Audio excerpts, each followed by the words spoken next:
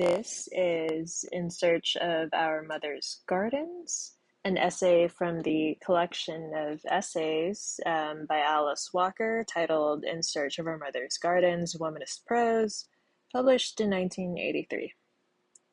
In Search of Our Mother's Gardens. I described her own nature and temperament, told how they needed a larger life for their expression. I pointed out that in lieu of proper channels, her emotions had overflowed into paths that dissipated them. I talked, beautifully I thought, about an art that would be born, an art that would open the way for women the likes of her. I asked her to hope and build up an inner life against the coming of that day. I sang with a strange quiver in my voice a promise song. Jean Toomer, A.V. Kane. The poet speaking to a prostitute who falls asleep while he's talking. When the poet Jean Toomer walked through the South in the early 20s, he discovered a curious thing. Black women whose spirituality was so intense, so deep, so unconscious, that they were themselves unaware of the richness they held. They stumbled blindly through their lives, creatures so abused and mutilated in body, so dimmed and confused by pain, that they considered themselves unworthy even of hope. In the selfless abstractions their bodies became to the men who used them, they became more than sexual objects, even more than mere women. They became saints. Instead of being perceived as whole persons, their bodies became shrines. What was thought to be their minds became temples suitable for worship.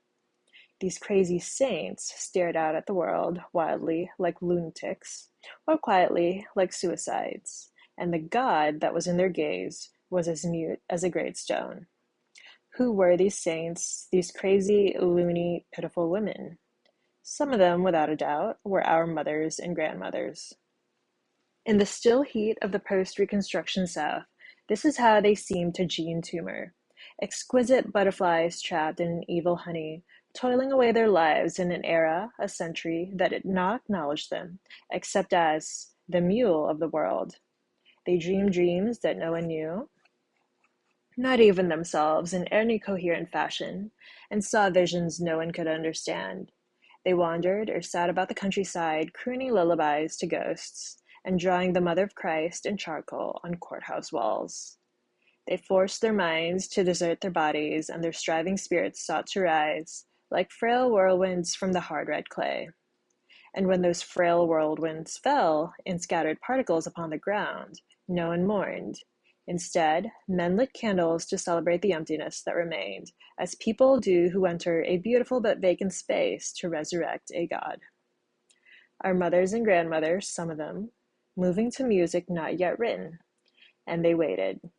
They waited for a day when the unknown thing that was in them would be made known, but guessed somehow in their darkness that on the day of their revelation they would be long dead. Therefore to Toomer they walked, and even ran, in slow motion. For they were going nowhere immediate, and the future was not yet within their grasp. And men took our mothers and grandmothers, but got no pleasure from it. So complex was their passion and their calm. To Toomer, they lay vacant and fallow as autumn fields, with harvest time never in sight. And he saw them enter loveless marriages without joy, and become prostitutes without resistance, and become mothers of children without fulfillment. For these grandmothers and mothers of ours were not saints, but artists, driven to a numb and bleeding madness by the springs of creativity in them for which there was no release. They were creators who lived lives of spiritual waste because they were so rich in spirituality, which is the basis of art, that the strain of enduring their unused and unwanted talent drove them insane. Throwing away the spirituality was their pathetic attempt to lighten the soul to a weight their work-worn, sexually abused bodies could bear. What did it mean for a Black woman to be an artist in our grandmother's time, in our great-grandmother's day? It is a question with an answer cool enough to stop the blood. Did you have a genius of a great-great-grandmother who died under some ignorant and depraved white overseer's lash? Or was she required to bake biscuits for a lazy backwater tramp when she cried out in her soul to paint watercolors of sunsets, or the rain falling on the green and peaceful pasture lands Or was her body broken and forced to bear children, who were more often than not sold away from her, 8, 10, 15, 20 children, when her one joy was the thought of modeling heroic figures of rebellion in stone or clay? How was the creativity of the Black woman kept alive year after year and century after century, when for most of the years Black people have been in America, it was a punishable crime for a Black person to read or write? And the freedom to paint, to sculpt, to expand the mind with action did not exist. Consider, if you can bear to imagine it, what might have been the result if singing too had been forbidden by law. Listen to the voices of Bessie Smith, Billie Holiday, Nina Simone, Roberta Flack, and Aretha Franklin, among others, and imagine those voices muzzled for life. Then you may begin to comprehend the lives of our crazy, sainted mothers and grandmothers, the agony of the lives of women who might have been poets, novelists, essayists, and short story writers over a period of centuries, who died with their real gifts stifled within them. And if this were the end of the story, we would have cause to cry out in my paraphrase of Occult Pibitek's great poem, O my clanswomen, let us all cry together. Come, let us mourn the death of our mother, the death of a queen, the ash that was produced by a great fire. Oh, this homestead is utterly dead. Close the gates with Lakari thorns, for our mother, the creator of the stool, is lost, and all the young women have perished in the wilderness. But this is not the end of the story, for all the young women, our mothers and grandmothers, ourselves, have not perished in the wilderness. And if we ask ourselves why and search for and find the answer, we will know beyond all efforts to erase it from our minds just exactly who and of what we Black American women are. One example, perhaps the most pathetic, most misunderstood one, can provide a backdrop for our mother's work. Phyllis Wheatley, a slave in the 1700s. Virginia Woolf, in her book A Room of One's Own, wrote that in order for a woman to write fiction, she must have two things certainly: a room of her own with key and lock, and enough money to support herself. What then are we to make of Phyllis Wheatley, a slave who owned not even herself? The sickly, frail Black girl who required a servant of her own at times. Her health was so precarious, and who, had she been white, would have been easily considered the intellectual superior of all the women and most of the men in the society of her day. Virginia Woolf wrote further, speaking of course not of our Phyllis, that any woman born with a great gift in the 16th century, insert 18th century, insert Black woman, insert born or made a slave, would certainly have gone crazed, shot herself, or ended her days in some lonely cottage outside the village, half witch, half wizard, insert saint, feared and mocked at. For it needs little skill in psychology to be sure that a highly gifted girl who had tried to use her gift for poetry would have been so thwarted and hindered by contrary instincts. Add chains, guns, the lash, the ownership of one's body by someone else, submission to an alien religion, that she must have lost her health and sanity to a certainty. The key words, as they relate to Phyllis, are contrary instincts. For when we read the poetry of Phyllis Wheatley, as when we read the novels of Nella Larson or the oddly false-sounding autobiography of that freest of all Black women writers, Zora Neale Hurston, evidence of contrary instincts is everywhere. Her loyalties were completely divided, as was, without question, her mind. But how could this be otherwise? Captured at 7, a slave of wealthy, doting whites who instilled in her the savagery of the Africa they rescued her from, one wonders if she was even able to remember her homeland as she had known it, or as it really was. Yet, because she did try to use her gift for poetry in a world that made her a slave, she was so thwarted and hindered by contrary instincts that she lost her health. In the last years of her brief life, burdened not only with the need to express her gift, but also with a penniless, friendless freedom and several small children for whom she was forced to do strenuous work to feed, she lost her health, certainly. Suffering from malnutrition and neglect and who knows what mental agonies, Phyllis Wheatley died. So torn by contrary instincts was Black, kidnapped, enslaved Phyllis that her description of the goddess, as she poetically called the liberty she did not have, is ironically cruelly humorous, and in fact has held Phyllis up to ridicule for more than a century. It is usually read prior to hanging Phyllis's memory as that of a fool. She wrote, "The goddess comes, she moves divinely fair. Olive and laurel binds her golden hair. Wherever shines this native of the skies, unnumbered charms and recent graces rise." My italics. It is obvious that Phyllis, the slave, combed the goddess's hair every morning, prior perhaps to bringing in the milk or fixing her mistress's lunch. She took her imagery from the one thing she saw elevated above all others. With the benefit of hindsight, we ask, how could she? But at last, Phyllis, we understand. No more snickering when your stiff, struggling, ambivalent lines are forced on us.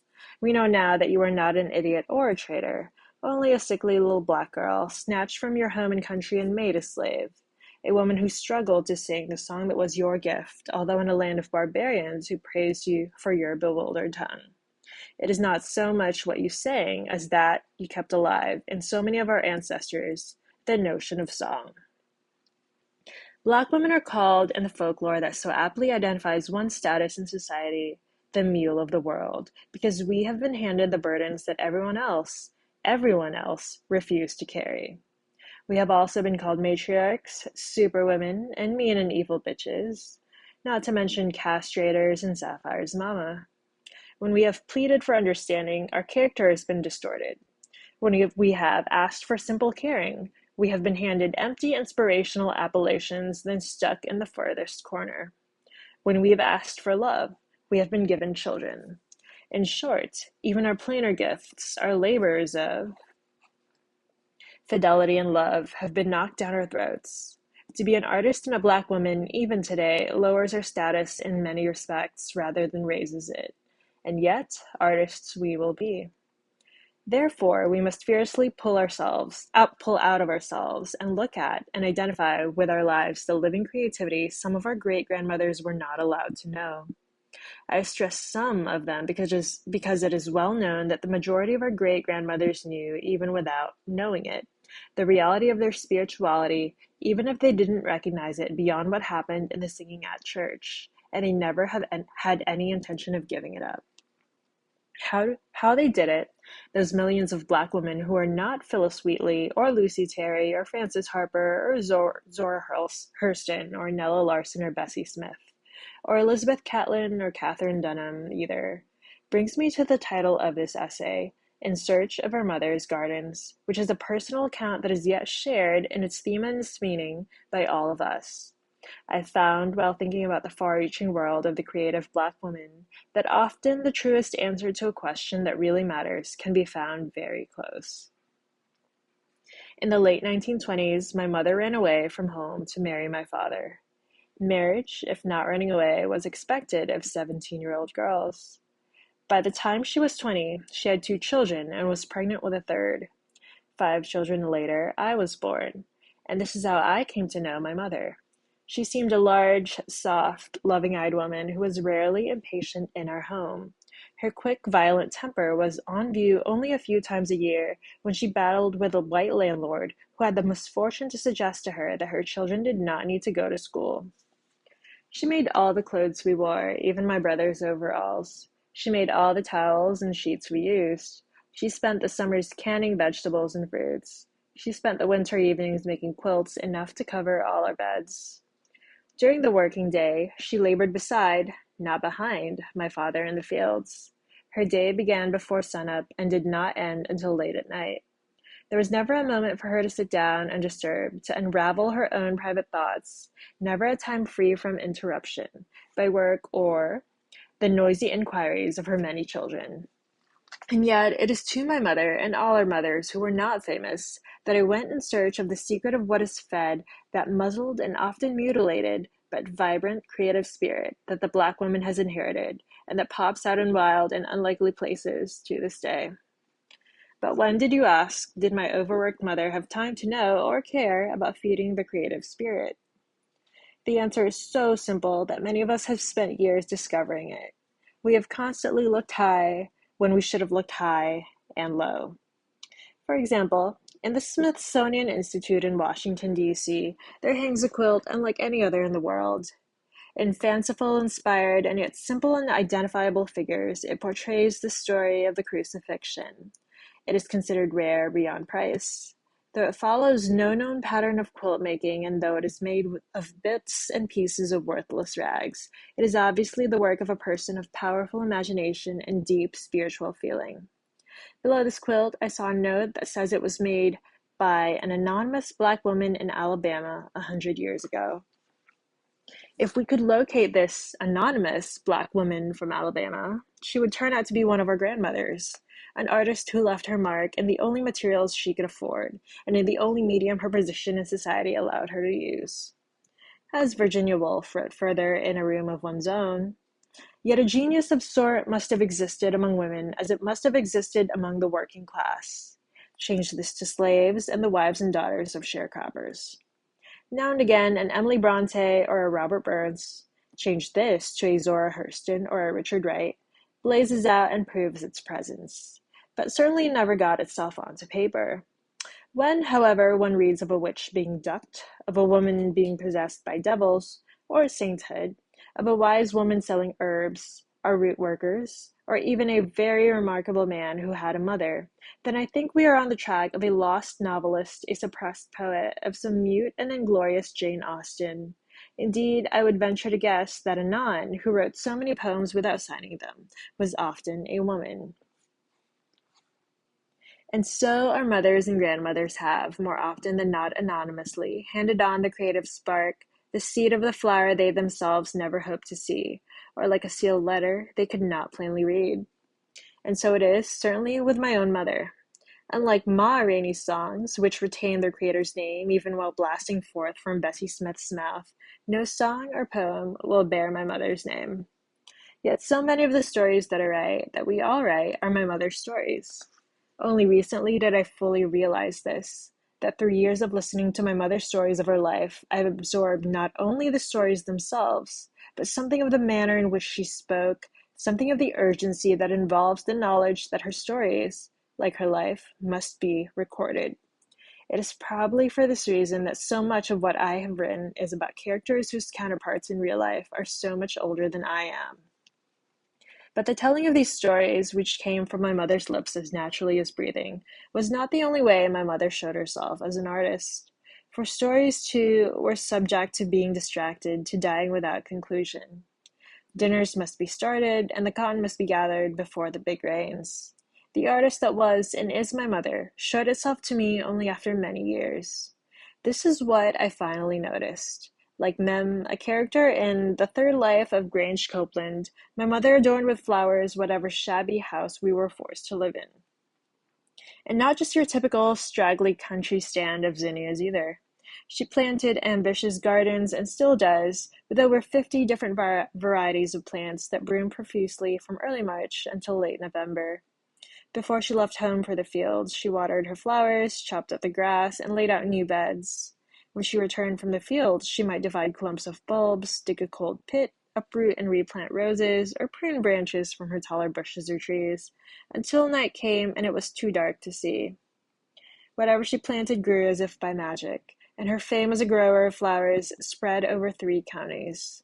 Because of her creativity with her flowers, even my memories of poverty are seen through a screen of blooms. Sunflowers, petunias, roses, dahlias, forsythia, spirea, delphiniums, verbena, and on and on. And I remember people coming to my mother's yard to be given cuttings from her flowers.